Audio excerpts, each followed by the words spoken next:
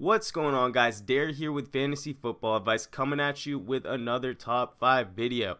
Today's video is the top 5 players being overlooked in drafts for the 2017 season. Before we jump into this video, just a couple things to cover. We have a website. If you haven't checked it out yet, now is the perfect time. It's thefantasyfootballadvice.com. You can download our rankings from there or subscribe to be a member to get our premium rankings and all the in-season benefits, including our DFS packages. Also, we do have a partnership with Pro Football Focus, and they currently are offering 12.5% off of their Edge packages, 10% off of their Elite packages. This is the type of stuff that can set you apart from your league mates on draft day. One thing I can promise you is nobody else can provide you this discount. You can get it from us. It's not going to last forever. We have it extended until the end of August, so grab it quick. Now with that, let's jump over to the top 5 players being overlooked in the 2017 season on draft day. So this list is in no particular order, and the first player I'm going to be discussing is Kevin White. He currently comes in ESPN as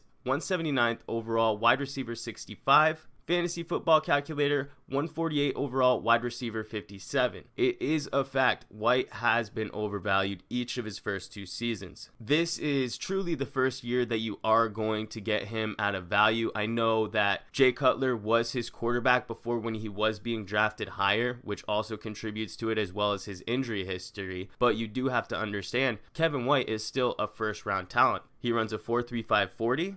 He's in the 98th percentile in speed score, and he has the 91st percentile in his catch radius. He has the measurables of a true prototypical wide receiver 1. Now, everyone's concerns with the Chicago offense stems from Jordan Howard, because this team is not going to be ahead in many games. So a lot of the talk is, how is Jordan Howard going to be able to produce with his high draft value? While they will definitely have to rely on their best player, which is Jordan Howard, they are going to have to throw a lot to compete in these games, especially in the fourth quarter. They are projected to have one of the worst records in the entire NFL. And I think most of us, if not all of us, would tend to agree with that. If they are going to need 2 scores to win in the final 6 minutes, they are going to look for that guy that has 4.35 speed on the outside. So what's the big question mark? Well, you have Mike Glennon. He is relatively unproven. He did start in 13 games back in 2013. And what he did prove is that he can get it done for some receivers. Actually, he made Vincent Jackson into a 1,200-yard receiver, along with 7 touchdowns on top of that. Now, I do understand that Jackson is a special talent. Kevin White is unproven, and we also have Cameron Meredith. What this does show, though, is that Mike Glennon does have the ability to make a fantasy-relevant wide receiver. And these games that Chicago is going to be in are going to have a lot of points on the board for the most part. They were last season the bottom 10 in points allowed per game. Nothing from the draft and free agency really tells me much is going to change in that aspect. If they want to compete, they're going to have to air it out, whether they want to in the beginning of the game. By the end of the game, they may be forced to.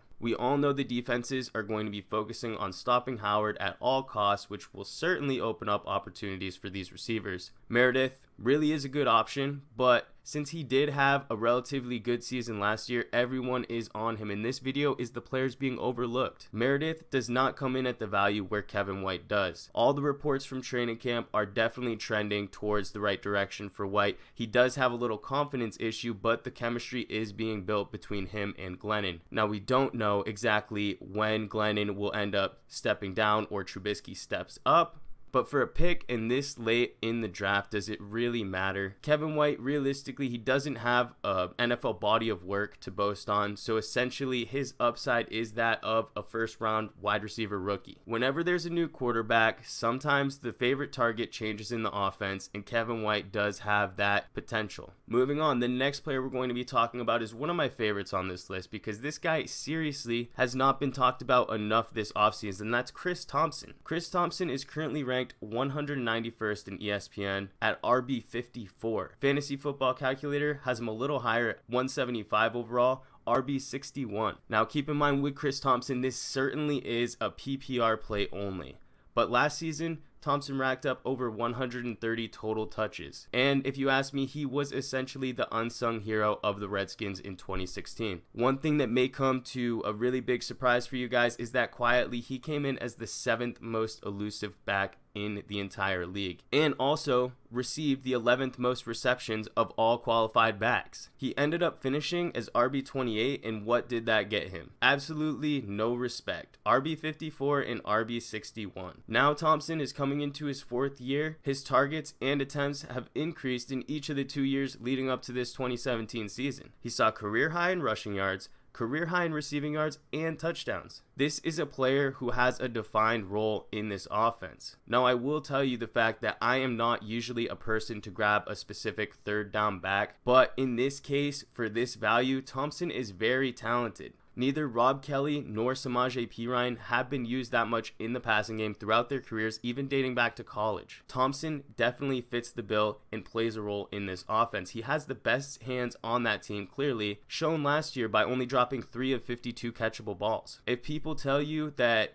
you shouldn't take him because he has a small amount of yards per route run, that's because he was on the field a lot. It may surprise you to know that Chris Thompson actually saw 384 snaps during the 2016 season. That's 24 snaps per game. And this isn't even a workhorse back. They're using him in every type of situation. There is talk that they may use Thompson in other ways during the 2017 season, so there is even a chance for an improved workload moving into this year. The big thing with Thompson throughout his career is his ability to stay healthy. After proving that he can play a full 16 games last year, he really should see an improved workload. Thompson and his position are safe, so it makes no sense why he's going undrafted in some of these leagues. So that's why he makes this list. So let's move on. The next guy we have is Tyrell Williams. If you've been following the channel recently, you know we've been talking this player up a lot. ESPN currently has him 165th overall, wide receiver 58. Fantasy Football Calculator has him 101 overall, wide receiver 43. Both websites provide value based on the ADP.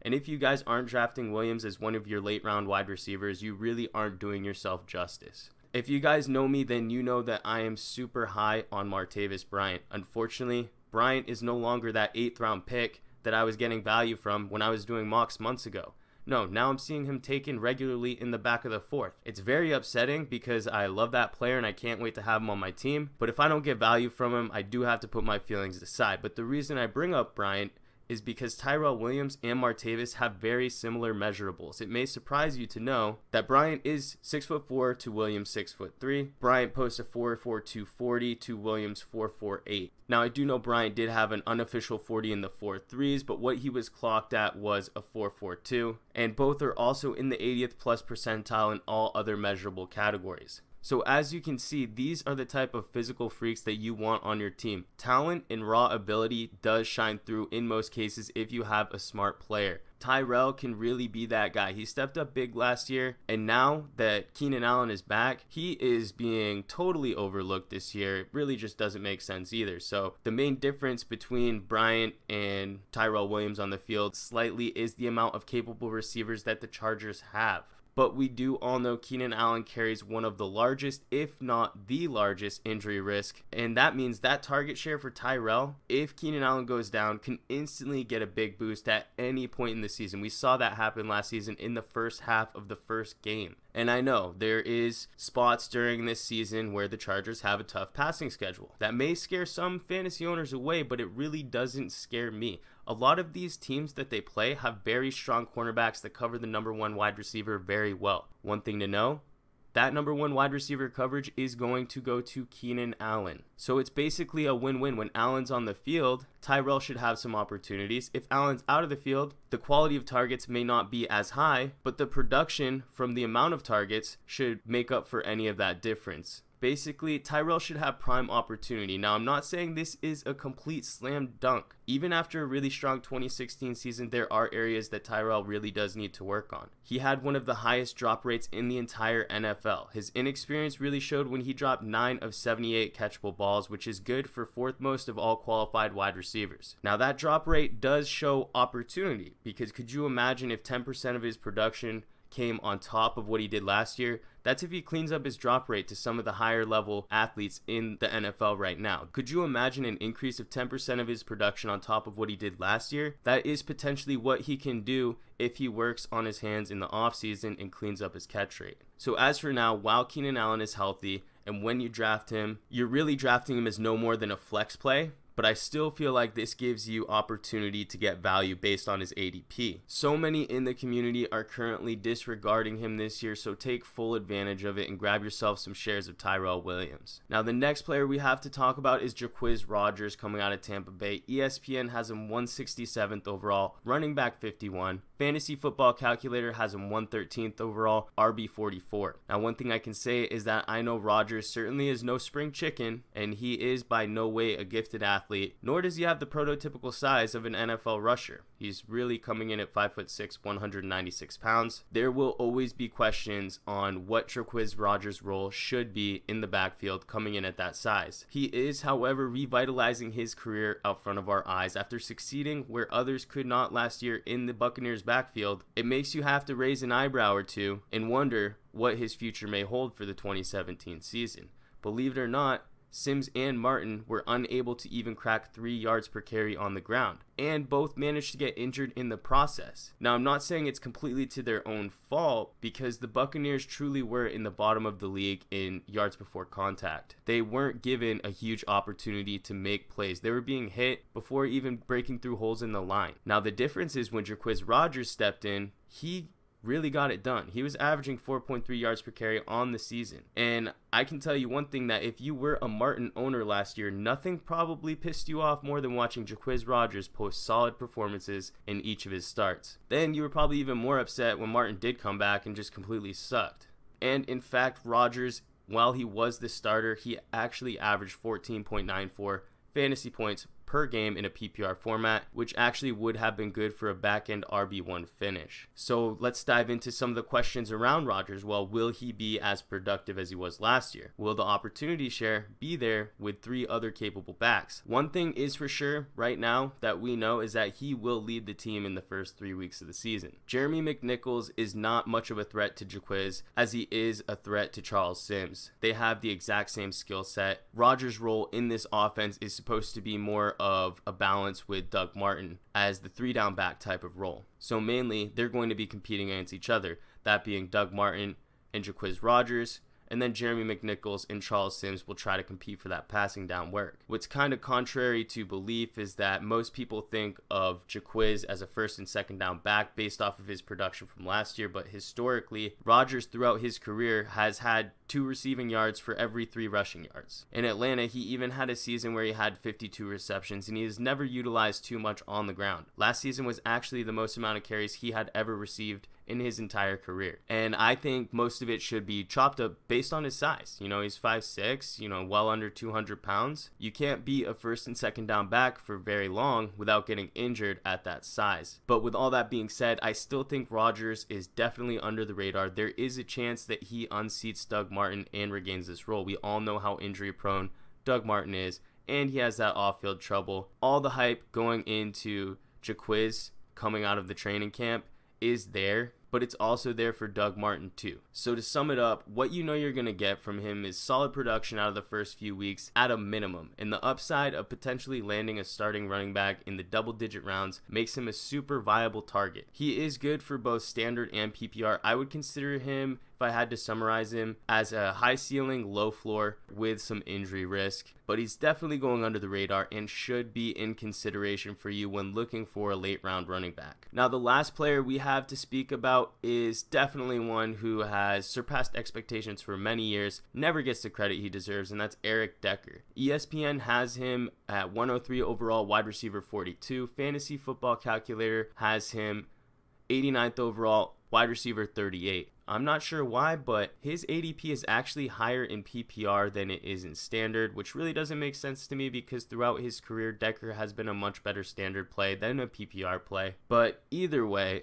every single year, Eric Decker is always counted out. This year, I'm hearing that he's too old, that he's injury prone, and yes, he did get injured last year, but that doesn't make a player injury prone.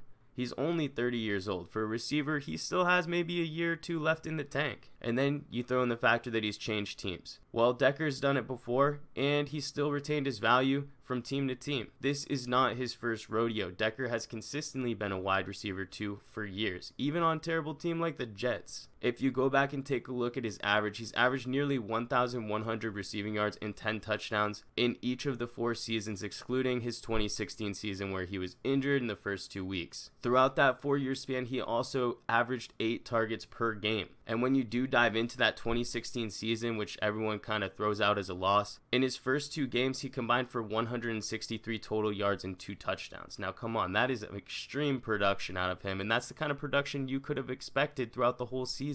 Now, I think I would be lying to you if I didn't tell you that there have been times throughout the past 3 years that I have tried to trade for Decker. I never wanted to draft him, but when the season came around and I saw his numbers, he was always on my radar to trade. He really is consistent year over year, and now he comes to the Titans as the most skilled wide receiver on the team. Call it off-season hype, but Marcus Mariota has already been making statements about how well he's fitting in with the offense. Take that for what it is, but I think it's almost a match made in heaven because Mariota was one of the most efficient quarterbacks in the red zone last year, and Decker has been one of the most efficient red zone threats throughout his entire career. Now, I will be honest when telling you that I do see some regression from Mariota from an efficiency standpoint. However, I do believe Decker, as an addition, will help mitigate some of that regression. We do have to be realistic, though. Decker is getting older, so he's not going to be having many more productive years left over in his tank. However, this year, he does come in at a great value.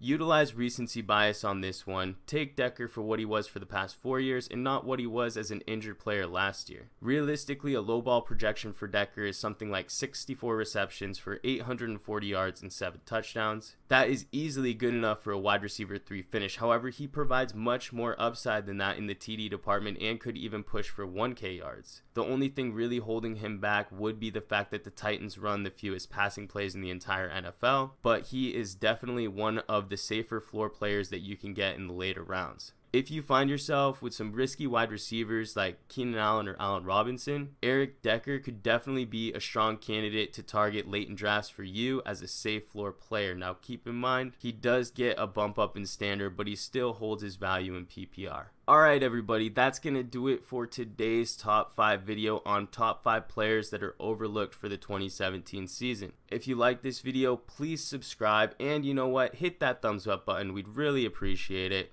Helps us grow the channel. Why don't you be one of our first subscribers before we hit our 5K mark? Would really appreciate the support. Let us know your thoughts in the comment section down below. We thank you for watching. We hope you enjoyed, and we will catch you on the next one.